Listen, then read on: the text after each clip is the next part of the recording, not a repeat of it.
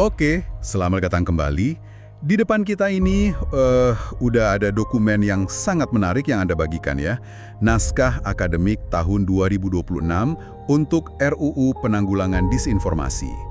Jujur, ini bacaannya padat banget, tapi misi kita hari ini jelas. Kita mau bedah kenapa pemerintah merasa ini mendesak banget sekarang. Apa sih yang salah sama aturan lama? Dan yang paling penting, gimana nanti wajah dunia maya kita kalau ini disahkan? Dan dokumen ini langsung ke intinya ya, nggak basa-basi, dibuka dengan data yang terus terang bikin agak khawatir. Ada 185,3 juta pengguna internet di Indonesia. Itu kan 2/3 populasi kita. Tapi masalahnya bukan angkanya. Naskah ini menggarisbawahi kalau literasi digital kita itu timpang banget. Jadi ada yang paham tapi jauh lebih banyak yang rentan. Ini kayak buka pintu rumah lebar-lebar tapi nggak tahu siapa yang bakal masuk. Benar. Dan tamu yang masuk ini makin lama makin canggih ya kan? Dulu mungkin kita cuma khawatir soal hoax di grup WhatsApp keluarga. Sekarang, naskah ini udah ngomongin soal deepfake, video atau audio palsu yang nyaris mustahil dibedahin dari aslinya. Bahkan istilah yang dipakai di sini cukup bikin merinding sih. Disinformasi sebagai instrumen perang non-militer. Ini bukan lagi soal salah info biasa. Ini udah masuk ranah keamanan nasional. Tepat sekali. Istilah perang non-militer itu sinyal. Sinyal bahwa pembuat naskah ini mau kita berhenti melihat disinformasi sebagai yalah gangguan kecil aja. Ini ancaman yang terstruktur dan bisa melumpuhkan negara dari dalam. Oke, mari kita bongkar ini. Naskah ini secara gamblang menyebutnya risiko sistemik. Ini istilah yang berat loh. Maksudnya bukan lagi 1-2 orang ketipu, tapi sistemnya yang bisa goyang, gitu ya. Dokumen ini nunjuk langsung ke area-area vital, kayak manipulasi pemilu, hoaks kesehatan. Kita semua ingat soal vaksin kan? Sampai penolakan kebijakan publik krusial kayak bantuan sosial. Dan untuk paham betapa seriusnya ancaman sistemik ini, naskah ini bikin pembedaan yang fundamental banget. Ada 2 istilah yang sering kita campur aduk, padahal beda banget maknanya. Pertama, misinformasi. Ini nyebarin info salah, tapi tanpa niat jahat. Contohnya ya kerabat kita yang dapat berita di grup terus langsung di-forward karena panik atau peduli, padahal infonya salah. Itu sih kejadian tiap hari ya. Niatnya baik, tapi dampaknya bisa runyam. Terus lawannya apa? Nah, lawannya, dan ini fokus utama RUU-nya adalah disinformasi. Ini penyebaran info salah yang disengaja. Ada niat, ada tujuan di baliknya. Entah buat nipu, memanipulasi, bikin kacau. Tujuannya adalah menyebabkan public harm atau kerugian publik. Jadi RUU ini bukan ngejar nenek kita yang salah forward pesan, tapi ngejar aktor terorganisir yang sengaja produksi dan nyebarin kebohongan untuk tujuan jahat. Ini dia kuncinya. Jadi targetnya bukan individu yang jadi korban atau nggak sengaja nyebar, tapi otaknya, dalangnya. Ini penting banget buat digarisbawahi. Tapi pertanyaan yang langsung muncul di kepala saya dan pasti di benak Anda juga, bukannya kita udah punya UU ITE, udah ada KUHP, kenapa itu semua dianggap belum cukup ampuh? Nggak terintegrasi. Ada sedikit di UU ITE, sedikit di UU Pemilu, sedikit di KUHP, jadinya fragmentaris. Kayak mau nangkap ikan tapi jaringnya bolong-bolong di banyak tempat gitu ya. Nah, analogi yang pas banget. Masalah kedua, dan ini yang paling sering dikritik, pendekatannya itu pidana sentris. Fokusnya cuma memenjarakan orang, seolah-olah semua masalah informasi selesai kalau pelakunya masuk penjara. Padahal kan nggak gitu. Dan ini yang sering jadi bumerang kan? UU ITE sering dibilang punya pasal karet. Bisa disalahgunakan buat membungkam kritik, bukan cuma melawan disinformasi. Persis. Itu kelemahan ketiga yang disorot naskah ini.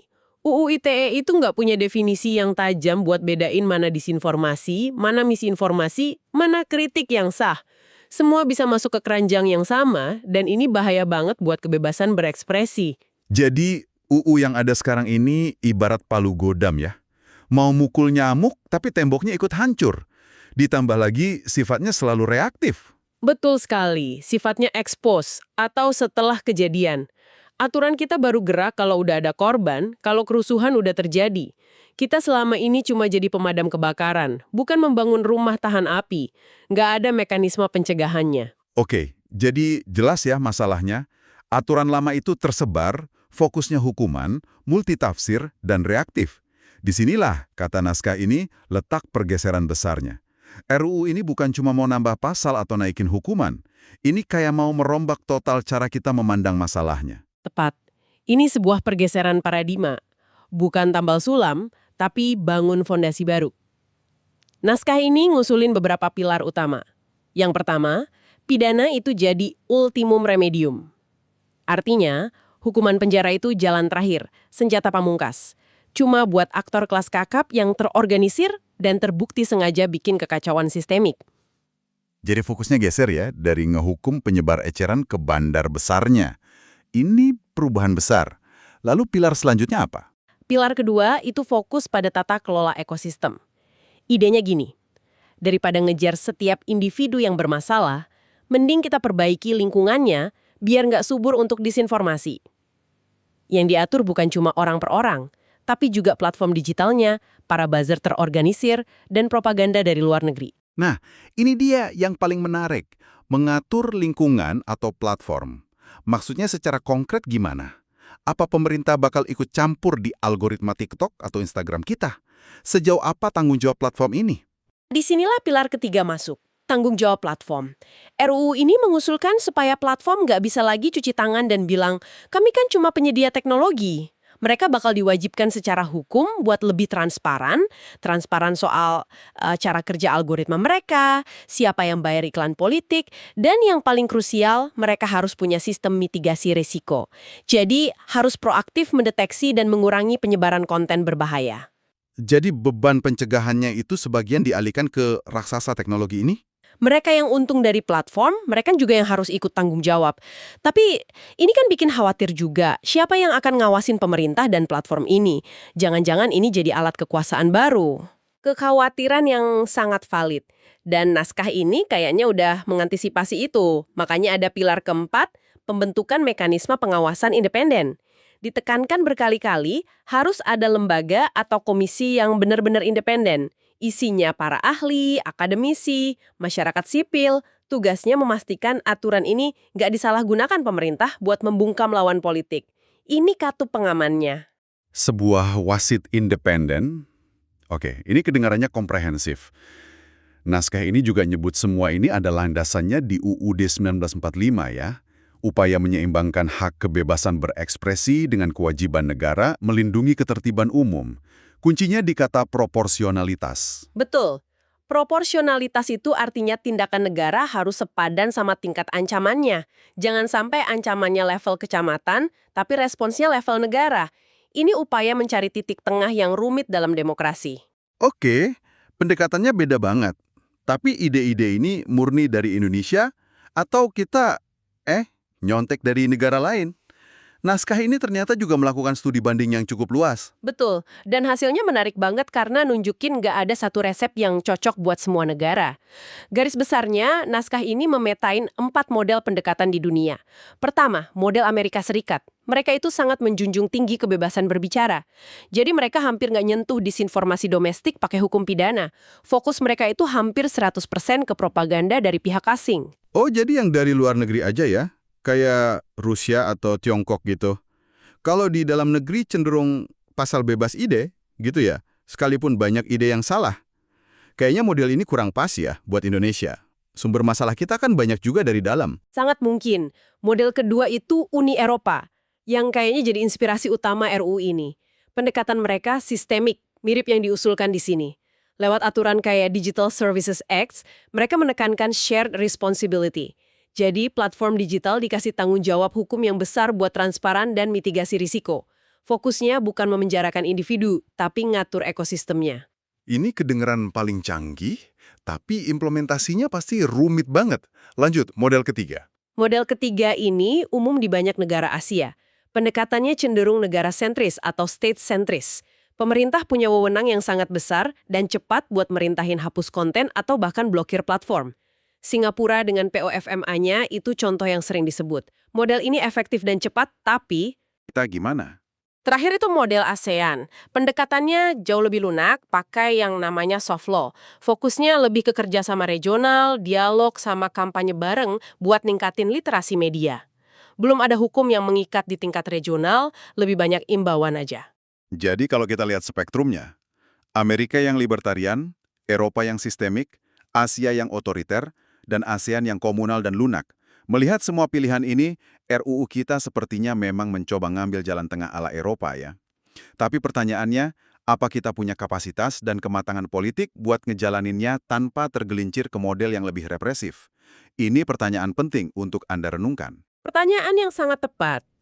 Karena mengadopsi model Eropa itu butuh prasyarat yang kuat, terutama lembaga pengawas independen yang beneran punya taring dan masyarakat sipil yang waspada. Tanpa itu, niat baik bisa berakhir buruk. Tentu saja, semua rencana besar ini ada harganya. Jadi, mari kita bicara soal dampak di dunia nyata. Apa artinya ini buat kita sehari-hari? Dan yang nggak kalah penting, berapa tagihannya untuk kas negara? Naskah ini cukup jujur soal dua sisi mata uang ini. Dampak ke masyarakat, kalau idealnya tercapai, ya positif. Ruang digital kita bisa lebih sehat, lebih aman. Tapi ada jikanya. Jika definisi disinformasi di UU-nya nanti terlalu lebar, dan lembaga pengawasnya ternyata nggak berdaya, risikonya adalah overregulation. UU ini bisa jadi senjata baru buat memberangus kebebasan sipil. Jadi, niatnya baik, tapi eksekusinya bisa berbahaya kalau nggak hati-hati. Terus soal keuangan negara gimana? Ini pasti nggak murah. Sama sekali enggak. Naskah ini secara eksplisit nyebutin ini proyek jangka panjang yang butuh komitmen anggaran serius. Ada beberapa pos pengeluaran besar. Pertama, yang paling jelas ya, membentuk badan atau satgas pelaksana baru. Ini kan butuh kantor, pegawai, biaya operasional, semua dari nol. Wah, lembaga baru lagi berarti ya? Betul. Kedua, program edukasi publik dan literasi digital skala nasional. Ini bukan cuma bikin iklan layanan masyarakat loh. Ini ngomongin kurikulum di sekolah, pelatihan buat komunitas, anggarannya pasti triliunan. Ketiga, biaya kerjasama, baik di dalam negeri maupun luar negeri. Dan terakhir, yang mungkin paling mahal, investasi di teknologi. Perangkat lunak canggih buat deteksi, analisis forensik, dan ahlinya juga. Jadi intinya, bangun pertahanan informasi ini kayak bangun ibu kota baru ya. Proyek besar yang butuh cetak biru matang dan komitmen finansial jangka panjang. Bukan sekedar ngesahin seleman undang-undang. Tepat, ini investasi besar buat membangun infrastruktur ketahanan informasi nasional. Oke, setelah kita bedah bareng dokumen ini, gambaran besarnya jadi jelas banget.